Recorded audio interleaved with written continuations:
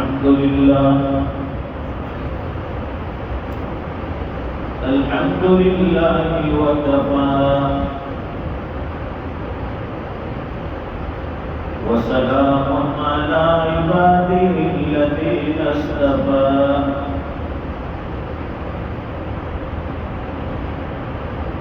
خصوصا على أفضلهم وخاتم النبيين محمد الأمين وعلى آله وأصحابه أجمعين أما بعد فأعوذ بالله من الشيطان الرجيم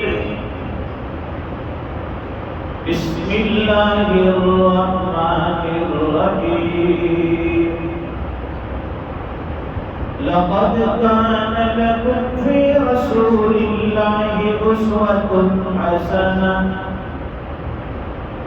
لمن كان يرجو الله واليوم الآخر وذكر الله كثيرا صدق الله العظيم. درود پاک پڑھیں. اللهم صل على سيدنا ومولانا محمد وعلى آل سيدنا محمد وبارك وسلم. بزرگوں اور دینی بھائیوں، ایک ایمان والے کی پہچان یہ ہے کہ وہ اپنی زندگی اللہ اور اس کے رسول کے حکم کے مطابق گزارے. یہ ایک مومن کی پہچان، ایک ایمان والے کی پہچان، ایک امتی کی پہچان ہے. اس کا اٹھنے والا ہر قدم شریعت کے مطابق ہو، احکام خدا بندی کے مطابق ہو اور حضور کی تعلیمات کے مطابق ہو. انسان کا دل ہر اچھی اور بری چیز کو جانتا ہے، ہر اچھی اور بری چیز کا فیصلہ کر لیتا ہے. ہم اور آپ جو بھی عمل کریں گے، جو بھی کام کریں گے، یہ شریعت کے مطابق ہے یا نہیں، آپ کا دل اس کے بارے میں گواہی دے دے گا. راستے میں کوئی چیز گری پڑی ملی، جھک کر اٹھانے کا ارادہ بھی ہے،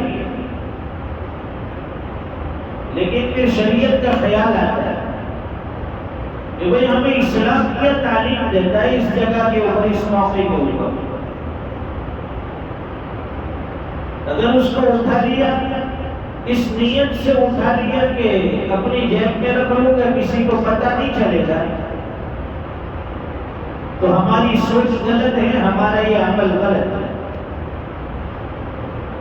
اٹھانے کے بعد دل میں یہ ارادہ ہے کہ بھئی یہ جس کی چیز ہے، گم شدہ چیز اس کے مالک تک پہنچا ہوگا، یہ اس کا عمل صحیح ہے.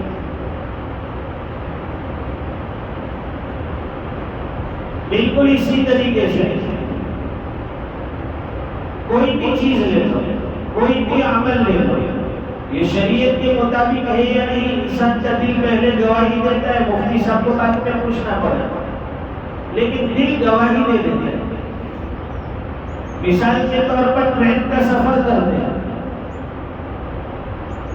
اب آپ اسی کوچ میں سفر کریں گے تو ظاہر ہے کہ آپ کو اوڑھنے کے لیے، بچھانے کے لیے وہ چادریں بھی دیں گے. یہ اوڑھنے اور بچھانے کے لیے دی ہے، استعمال کے لیے دی ہے. اب کوئی آدمی اس کو گفٹ سمجھ لے کہ بھئی یہ تو بہت اچھا ہے، میں نے تو اس کی ٹکٹ لی ہے، یہ دونوں چادر میری ہو گئی، اس کو لپیٹ کر اس کی گدی بنا کر اس کو بیگ میں ڈال دیا کہ اب یہ میری ہوگی. دل سے پوچھئے گے، دل فوراً منع کرے گا نہیں نہیں نہیں، یہ چیز ہماری کیسے ہو سکتی ہے؟ 2000 روپے کرایہ، اس میں اسی کوش میں جاؤں گا، کھانا بھی ملے گا، ناشتہ بھی ملے گا، بریک فاسٹ لنچ سب ہے، اور اوپر سے وہ چادر میں بھی اندر ڈال دوں تو انسان کبھی اسے منع کرے گا. ہر چیز میں پہلے اپنے دل کا ٹٹولو کہ میرا دل کیا گواہی دیتا ہے، جو عمل میں کرتا ہوں وہ صحیح ہے یا نہیں، جو کام میں کرتا ہوں وہ صحیح ہے یا نہیں. انسان کا دل فیصلہ کر رہا ہے. شروع میں انسان کو گناہ جو ہے نا، گناہ انسان کو بھاری معلوم ہوتا ہے. جو انسان کبیرہ گناہ کرتا ہے تو گناہ جس وقت کرے گا اس کے دل میں صدمہ ہوگا، تکلیف ہوگی، پریشان ہوگا، دل بے چین ہوگا کہ میں نے گناہ کر لیا. وہ استغفار کرے گا، معافی مانگے گا، توبہ طائب ہوگا کہ ہائی میں نے یہ کیا کر لیا، کبیرہ گناہ کر لیا، اللہ کو ناراض کر دیا. لیکن وہی گناہ وہ دوسری مرتبہ جب کرتا ہے تو اس مرتبہ اس کی ایمانی حمیت ہے، اس کا جو ایمانی پاور ہوتا ہے اس میں تھوڑی کمزوری ہے.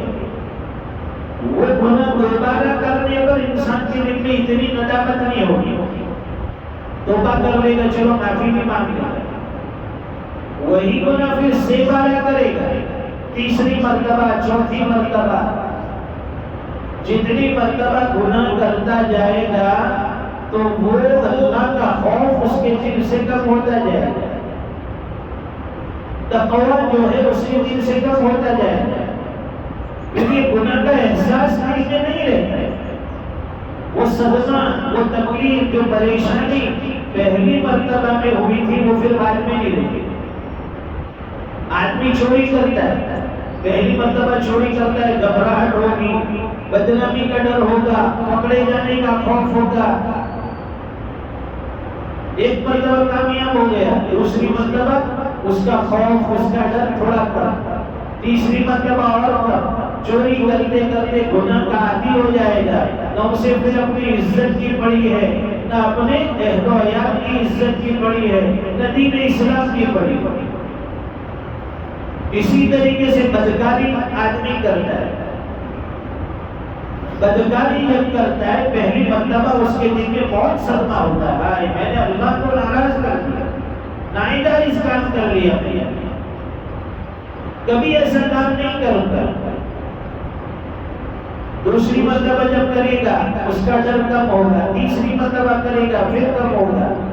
بدکاری کرتا جائے گا پھر اس کو گناہ بھی نہیں سمجھے گا. تو انسان کی اور ایمان والے کی جو صحیح پہچان ہے وہ یہ ہے کہ جب بھی وہ کوئی گناہ کرے اس کا دل کام جائے، اس کا دل ڈر جائے، وہ صدمے میں آ جائے، اس کے دل میں خوف خدا آ جائے. سمجھ لو کہ دل میں ابھی ایمانی جذبہ باقی ہے، اس کے دل میں ایمانی حمیت باقی ہے. یہ ساری تعلیمات ہمیں قرآن و حدیث کی روشنی میں ملتی ہے. حضور پاک صلی اللہ علیہ وسلم کی سیرت پر ہم گفتگو کر رہے تھے. اللہ کے نبی دنیا میں تشریف لائے، حضور دنیا میں تشریف لائے تو دنیا والوں کے لیے عید کا دن ہے. اور جب آپ دنیا سے چلے گئے تو سوچئے کہ صحابہ اکرام کے اوپر کیا بیتی ہوگی، کیا گزری ہوگی. اپنے نبی سے اتنا پیار کرتے تھے، اتنا پیار وہ اپنے بیوی بچوں سے بھی نہیں کرتے، اتنا پیار نبی سے تھا. صحابہ اکرام جو تھی انتہائی پریشان تھے. حضور دنیا سے چلے گئے تو حضور صلی اللہ علیہ وسلم دنیا میں تشریف لائے. آپ کا بچپنا گزرا، آپ نے بیوی حلیمہ کا دودھ پیا. دائی حلیمہ جن کے گھر میں حضور پاک صلی اللہ علیہ وسلم کا قیام 4 سال تک رہا. دودھ پلانے کے زمانے میں لے گئے تھے، دودھ پلائے جاتا ہے اور وہیں پر پلے بڑے. پھر وہاں دائی حلیمہ کے یہاں قیام کے دوران ایک واقعہ پیش آیا کہ آسمان سے ایک فرشتہ آیا اور اس نے حضور پاک صلی اللہ علیہ وسلم کو چت لٹایا. بچپنا ہے، آپ تو ابھی نادان ہیں، اور لٹا کر آپ کے سینے کو چاک کیا، اندر سے قلب مبارک نکالا، دل جو ہارٹ ہوتا ہے ہمارا وہ دل نکالا، اسے زمزم سے دھویا، زمزم سے دھویا گیا اور پھر اس میں ایمان اور حکمت کو ڈالا. پھر اس کے بعد قلب مبارک واپس اندر رکھ دیا اور پھر حضور کے سینے کو واپس پہلے کی طرح سیل دیا. یہ دنیا کی سب سے پہلی ہارٹ سرجری، کوئی میڈیسن لگی نہیں، کوئی ڈاکٹر نہیں ہے، آئی سی یو نہیں ہے، آکسیجن نہیں. یہ اللہ کی طرف سے فرشتہ ہے، حضرت جبرائیل، سینہ چاک کیا، قلب مبارک نکالا، زمزم سے دھویا، ایمان حکمت سے اس کو دل کو بھر دیا، قلب اور واپس اپنی جگہ پہ کر دیا. اس واقعے سے دائی حلیمہ ڈر گئی کہ کہیں اس بچے کے ساتھ کوئی بڑا حادثہ نہ ہو جائے، کوئی بڑا واقعہ نہ ہو جائے. یہ سوچ کر انہوں نے حضور پاک صلی اللہ علیہ وسلم کو ان کی والدہ بی بی آمینہ کے پاس پہنچایا کہ بھائی کسی کا بچہ ہے، ہمارے یہاں اگر کوئی حادثہ ہوتا ہے تو ہماری گرفت ہوگی کہ یہ بچے کے ساتھ یہ واقعہ کیسے ہو گیا، تم نے کوئی توجہ نہیں کی. خیر حضور پاک صلی اللہ علیہ وسلم اپنی والدہ کے پاس آ گئے، 2 سال تک اور رہے. آپ کی عمر مبارک 6 سال ہوئی. جب 6 سال کے ہوئے اللہ کے رسول صلی اللہ علیہ وسلم تو آپ کی والدہ ماجدہ بی بی آمینہ آپ کو لے کر مدینہ منورہ اپنے میکے گئے کہ چلو کافی عرصہ ہوا ہے، بچے کو میکے لے جاتی ہے. ننیال لے کے سمجھ جاتے ہیں کہ چلو نانی کے وہاں، دادی کے وہاں. پھر بھی اللہ کے نبی کو لے کر ننیال میں اپنے میکے لے کر گئی. راستے میں حضور پاک صلی اللہ علیہ وسلم کے والد حضرت عبداللہ کا جہاں انتقال ہوا تھا، ان کی جہاں قبر بنی وہاں پر بی بی آمینہ ٹھہری. حضور کو دنیا میں تشریف نہیں لائے، یتیم تھے. آپ دنیا میں تشریف لائے اور یتیم تھی، اس لیے کہ آپ کے آنے سے پہلے والد کا انتقال ہوئے حضرت عبداللہ. وہ حضرت عبداللہ کی قبر پر لے کر اللہ کے رسول کو گئی بی بی آمینہ. حضور فرماتے ہیں کہ میں اپنی ماں کو دیکھتا تھا، ان کے ہونٹ حرکت کرتے تھے، ہلتے تھے. وہ اپنی زبان میں کوئی گفتگو کر رہی تھی ابا کے ساتھ. وہ کیا کہتی تھی مجھے تو اس کا پتہ نہیں ہے، لیکن جو وہ بول رہی تھی اور بولنے کے ساتھ ان کی آنکھوں سے آنسو بہ رہے تھے. حضور فرماتے ہیں کہ میری امی کو دیکھ کر، روتا ہوا دیکھ کر میری آنکھوں سے بھی آنسو نکل گئے. مدینہ منورہ پہنچی، پھر وہاں سے واپس مکہ مکرمہ کے لیے روانہ ہوئی. تو مقام ابوا ایک جگہ ہے، وہاں پہنچ کر بی بی آمینہ کی بھی طبیعت خراب ہوئی اور ان کا بھی اس جگہ کے اوپر انتقال ہوا. 6 سال کی عمر میں پیدا ہوئے یتیم، 6 سال کے ہوئے ماں کا سہارا بھی چلا گیا، ماں بھی دنیا سے چلی گئی. سوچیے کہ ایک بچے کے اوپر، معصوم بچے کے اوپر کیا گزرتی ہوگی. 6 سال کا بچہ ہے، نہ باپ ہے نہ ماں ہے. قرآن کریم میں اللہ فرماتے ہیں أَلَمْ يَجِدْكَ يَتِيمًا فَآوَىٰ. اے نبی ہم نے آپ کو یتیم پیدا کیا، یتیم پایا اور ہم نے آپ کو سہارا دیا، ٹھکانہ دیا. اللہ نے سہارا دیا، کوئی کیا سہارا دے سکتا ہے.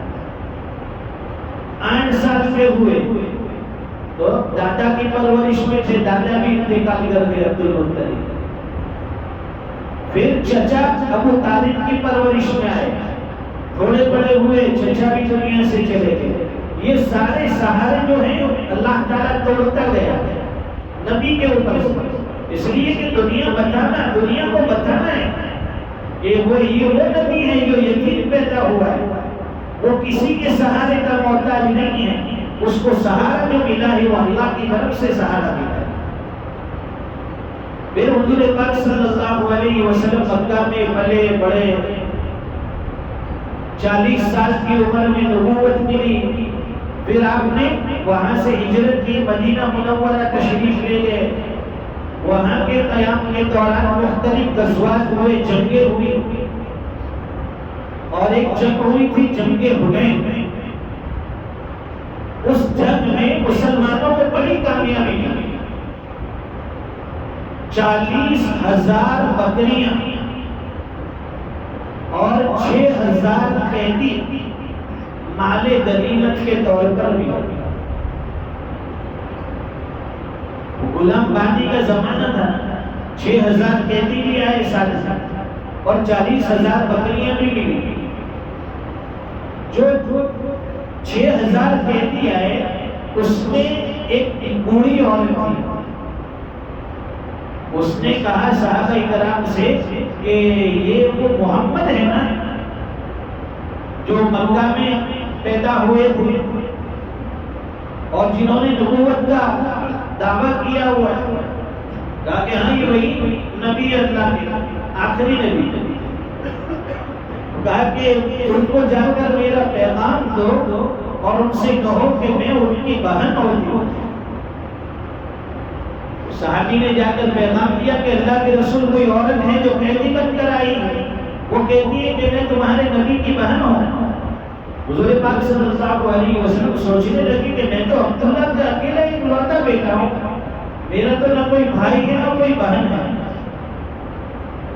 تو پھر کہا کہ ٹھیک ہے اس کو بلاؤ. اس عورت کو بلایا گیا.